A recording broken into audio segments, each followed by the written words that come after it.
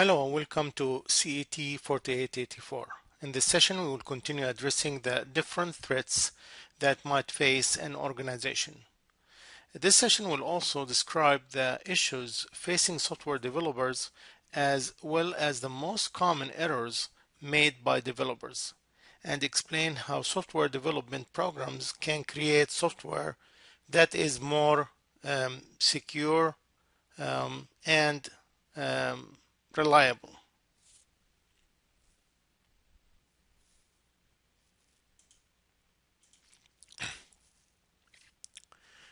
Other threats could be due to technical hardware or software failures or errors.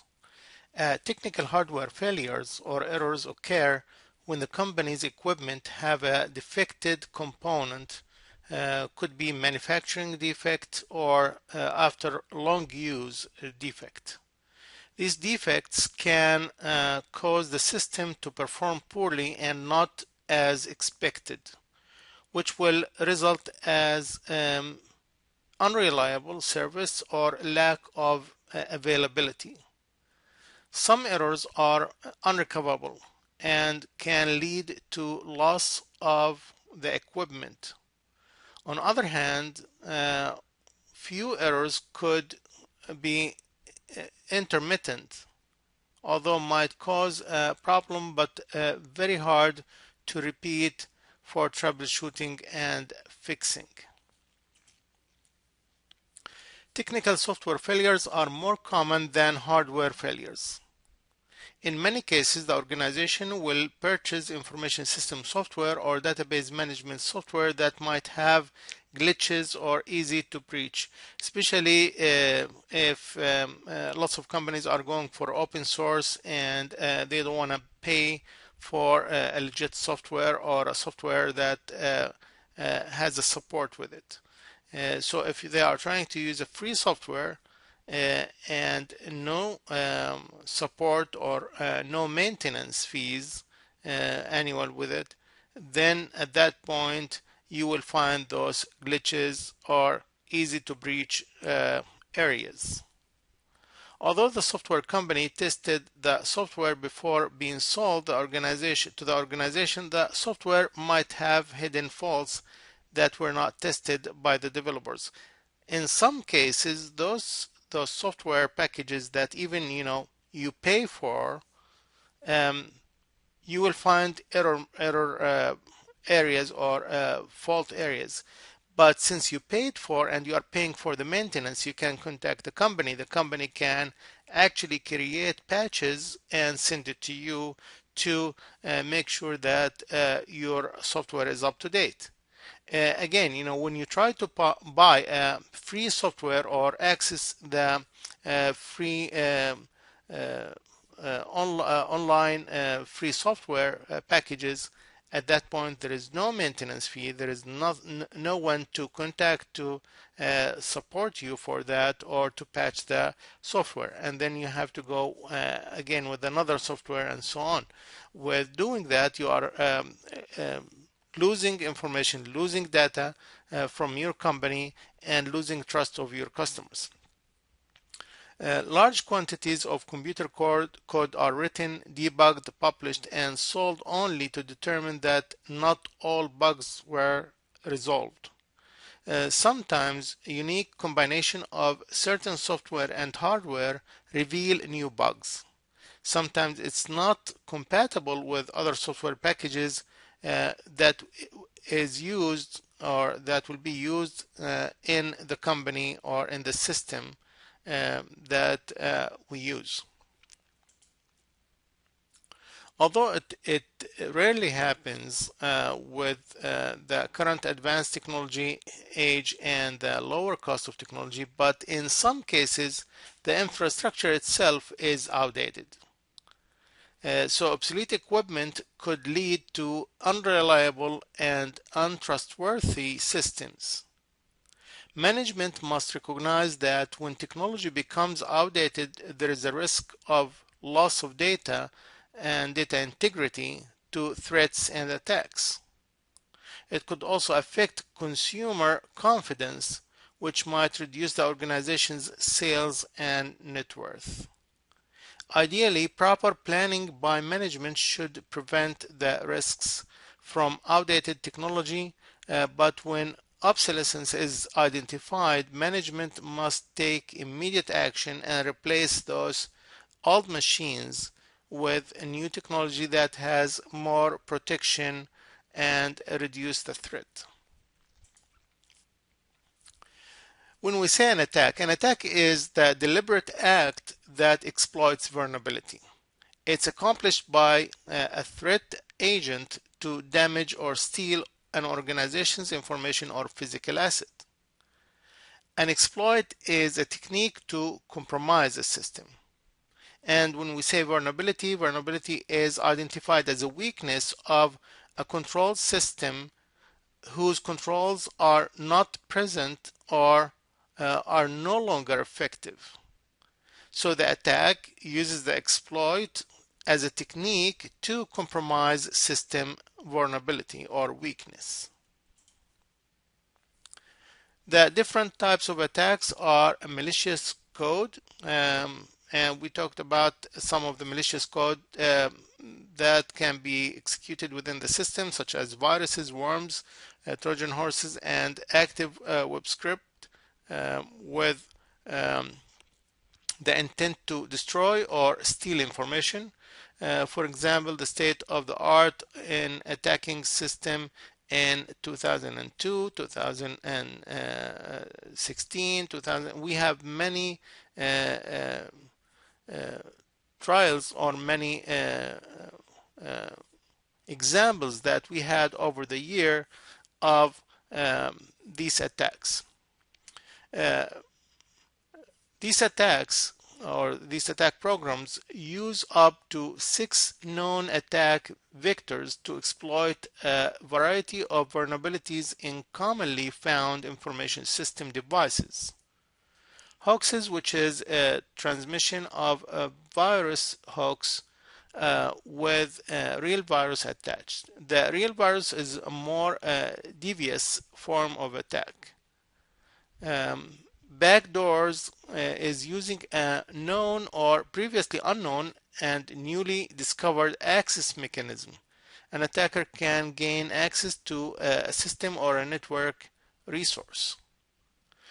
Password crack means attempting to reverse a coded password. Brute force, the application of computing and network resources to try to every possible combination of options of passwords.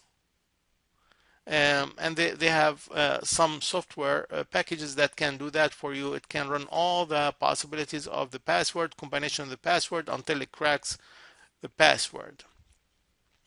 Dictionary is the dictionary password attack narrows the field by selecting specific accounts to attack and uses a list of commonly used passwords dictionary to guess the one that will provide access to the system. And lots of people until now they use password as the password, and they think that when you use it as simple as that, no one will know it. But with automated attacks such as this, password actually is the first one that will be in the dictionary to run and make sure that they can get into the system. Spam is unsolicited commercial email, while many consider spam nuisance rather than an attack. It's emerging as a vector for some attacks because I can hide my attack with a spam email, and then once you click on it, that's it, your computer is infected. Denial of service. In the denial of service, the attacker sends a large number of connection or information requests to a target. So many requests are made that the target system cannot handle them successfully, along with other legitimate requests for service and this may result in a system crash or merely an inability to perform ordinary functions. And it happened to Amazon more than one time in the past few years. Distributed denial of service, which is an attack in which a coordinated stream of requests is launched against a target from many locations at the same time. And what they do in these situations, in the denial of service and distributed denial of service, with the Internet of Things now and the smart city, smart house, we have all systems in the house that can be controlled, that are connected to the Wi-Fi. Your washing machine, your dryer, your dishwasher, your even toaster, with Internet of Things, they have connectivity. The new devices all are connected to the Wi-Fi, and they can take control of these machines because they are dummy machines. They don't have any like firewall or any ability to defend themselves. And with that, they can be, with the IP addresses they have, they can be a point of attacks for other servers. So we can use those machines to request service from a server. When we do that, then we will have millions and millions of requests sent to the server, and that will overwhelm the server and make it crash.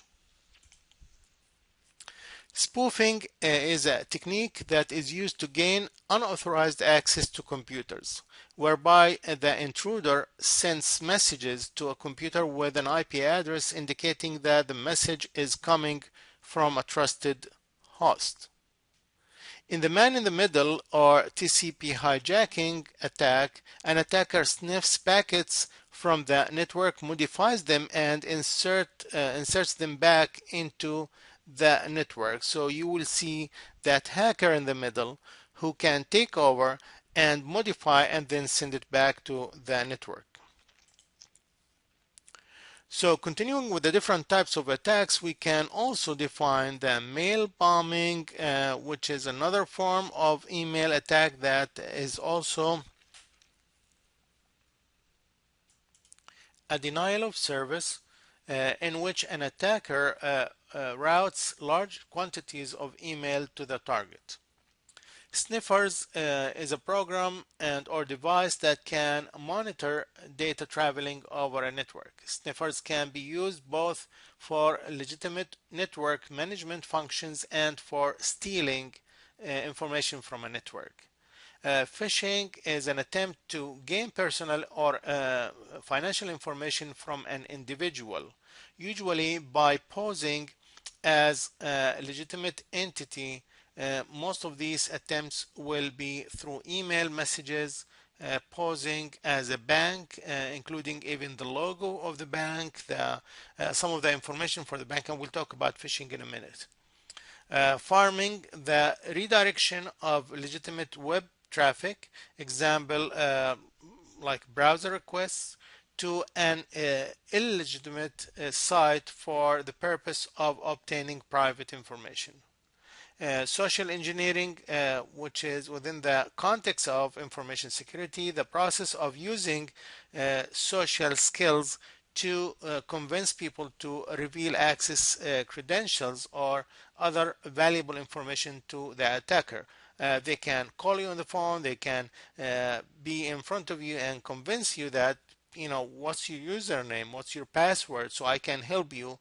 And they can ask you for, to verify your identity. I need your social security, I need your home address.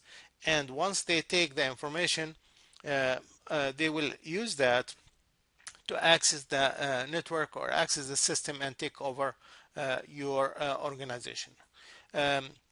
So in this situation, people are the weakest link. You can have the best technology, you can have firewalls, intrusion detection systems, biometric devices, and somebody can call and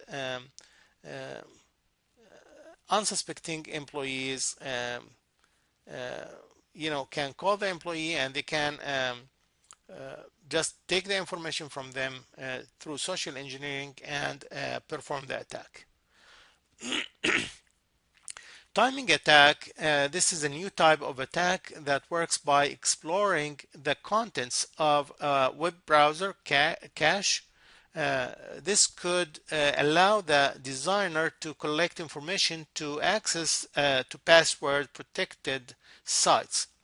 Another attack by the same name involves attempting to intercept cryptographic elements to determine keys and encryption algorithms. So instead of looking at the password or password protection and no, the authorization, they can look at the encrypt and decrypt codes and how to use that to encrypt and get access to the system.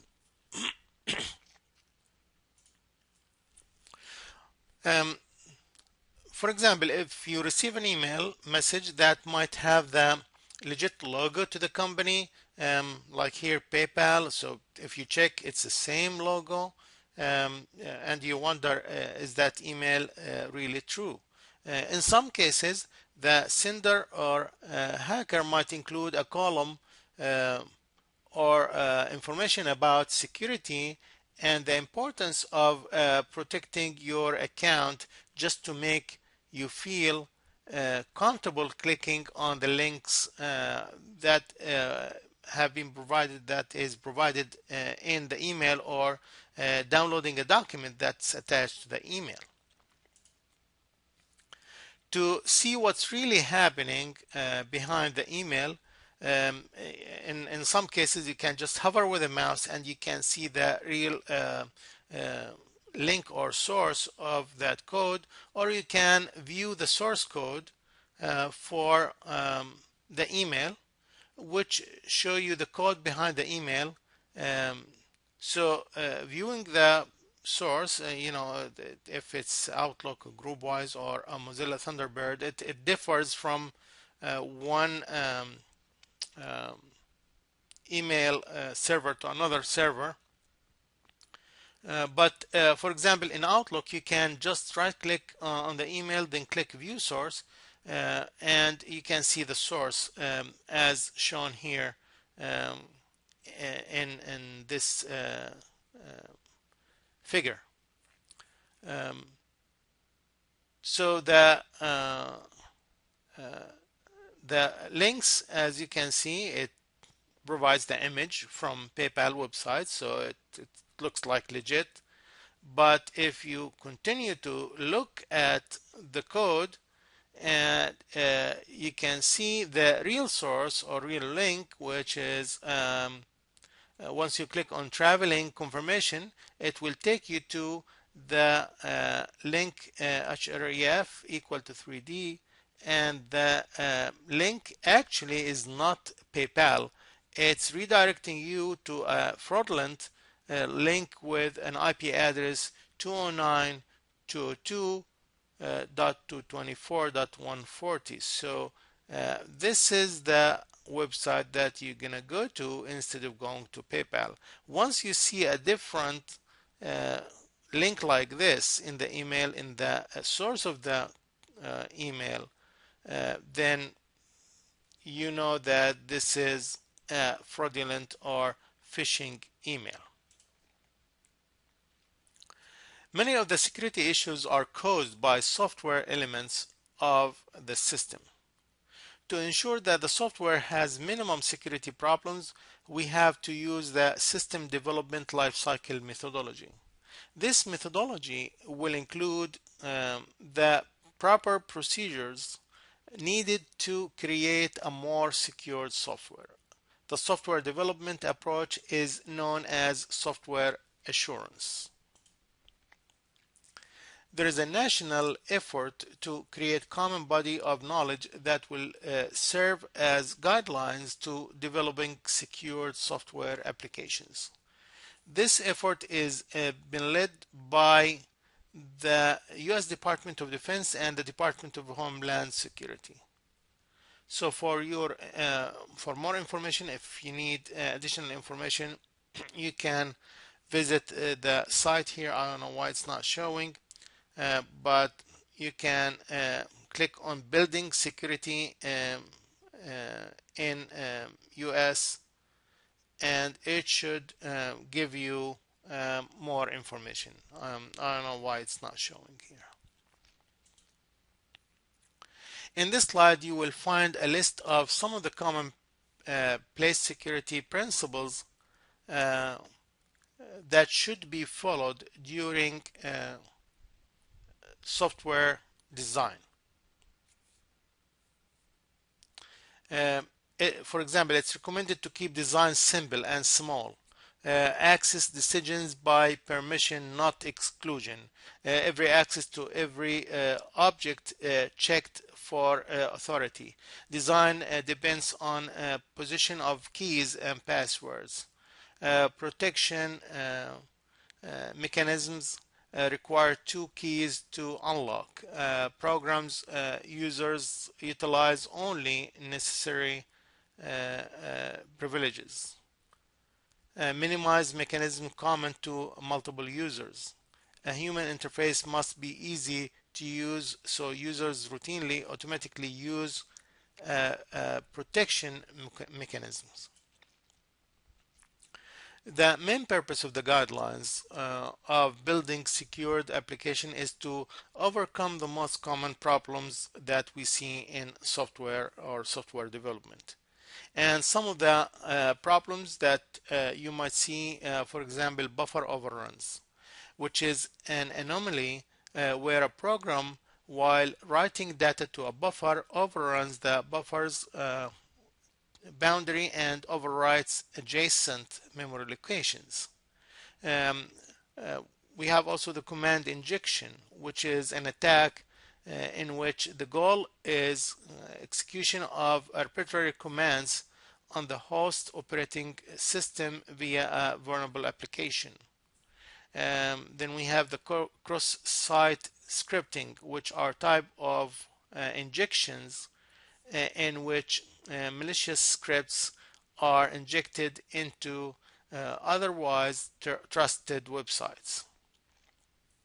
And then we have, of course, the failure to handle errors, the failure to protect network traffic, the failure to store and protect data securely, and the failure to use cryptographically strong random numbers. Also, the formatting of the string, and those are very well-known problems. Neglecting change controls, improper file access, improper use of secure sockets layer, information leakage, integer bugs such as overflows and underflows of the integers, the race conditions, which is an undesirable situation that occurs when a device or a system attempts to perform two or more operations at the same time. But because of the nature of the device or system, the operations must be done in the proper sequence to be done correctly. Also, we have the SQL injection, which is the placement of a malicious code in SQL statements via web page input. And if you took applied database, then you know the SQL code and the SQL databases and statements. We will not talk about injection in that course, but at least you know that there's a code that can be injected within those statements and take over the database. If you worked as software developer, it will be your job to look at those vulnerabilities, to find these vulnerabilities, to find these weaknesses, and try to eliminate them before releasing your software. Developing a secure software will increase the trust of your customer, increase efficiency, and protect your information from loss or from hackers. So that will be all for this session. If you have any questions, please let me know. Have a great day.